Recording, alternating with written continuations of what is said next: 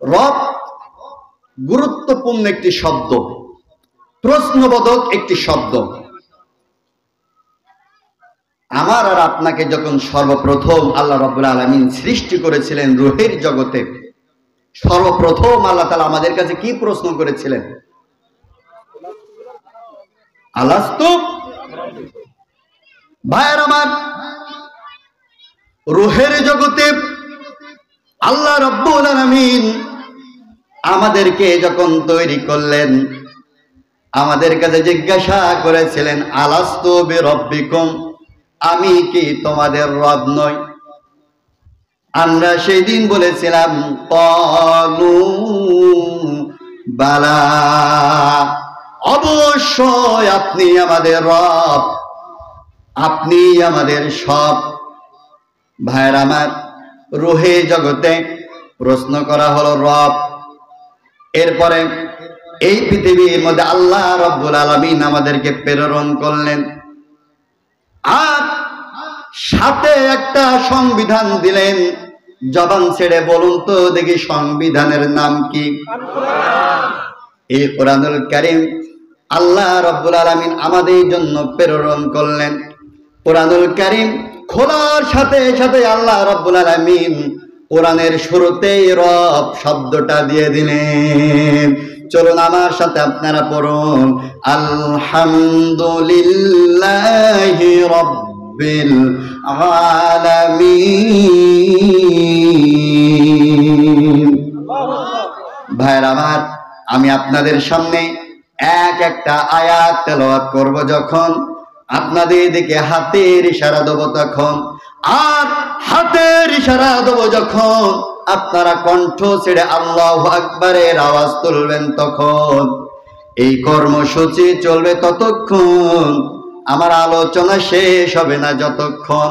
রাজি আছেন যারা যারা? একটাবার জবান ছেড়ে বলি আল্লাহু আকবার। আল্লাহ রাব্বুল আলামিন এই কোরআনুল কারীমের শুরুতে বললেন, আলহামদুলিল্লাহি রাব্বিল আলামিন। রব শব্দ আছে? আছে। এবার এই কোরআনুল কারীমের একেবারে শেষ যেই সূরাটা, সূরা নাস, চলুন দেখি সূরা নাসটা আমরা একটু তেলাওয়াত করি, রব শব্দ আছে কি নাই দেখে আসি।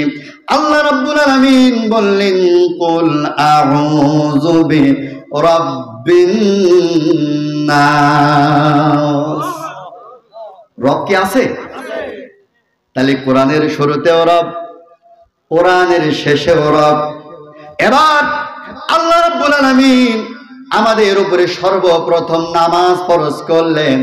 এই নামাজের শুরুতে আমরা যখন দাঁড়াই, আল্লাহু আকবার বলে যখন বাঁধি, এবার আমরা শুরু করি আলহামদুলিল্লাহি রাব্বিল আলামিন, রবের স্বীকৃতি দেই। এবার কেরাত শেষ করে যখন রুকুতে চলে যায়, রুকুতে গিয়ে আমরা এবার কি পড়ি?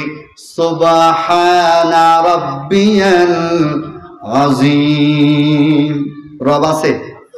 কথা বলেন না কেন? রুকুর থেকে আমরা যখন দাঁড়িয়ে যাই, এবার আমরা পড়ি রব্বানা লাকাল হামদ।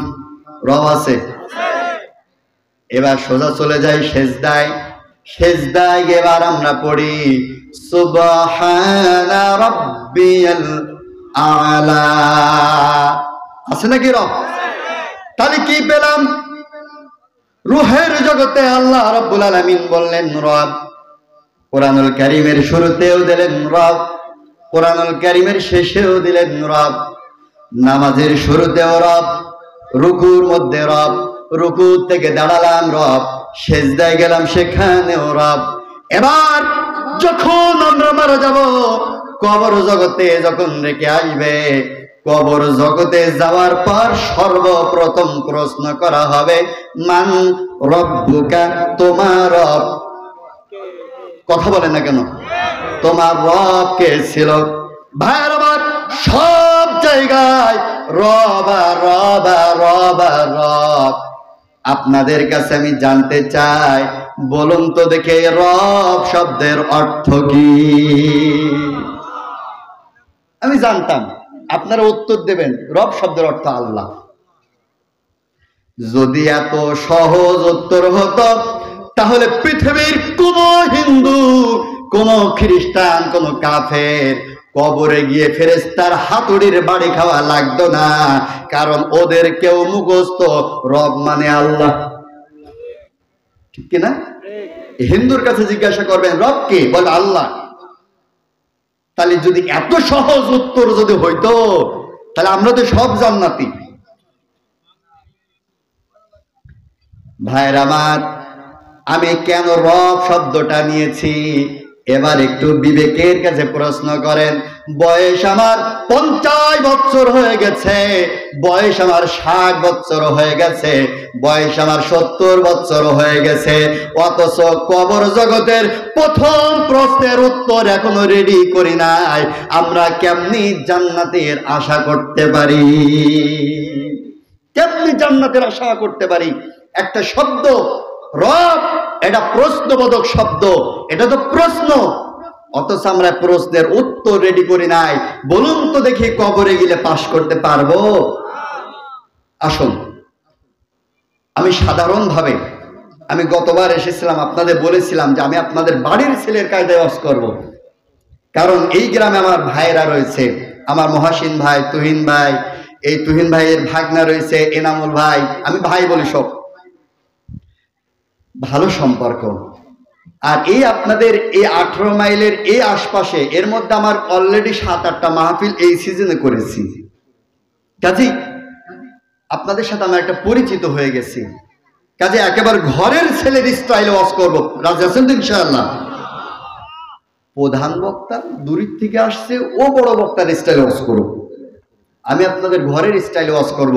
আমি আপনাদেরকে জানাতে চাই, কবর জগতে যেন আল্লাহ পাকের কাছে আমাদেরকে আসামের কাঠগড়ায় না দাঁড়ায়া সরাসরি প্রশ্নের উত্তর দিয়ে যেন আমরা আল্লাহর জান্নাতের মেহমান হতে পারি, সেই জন্যই আলোচনার সাবজেক্ট নিয়েছি রব।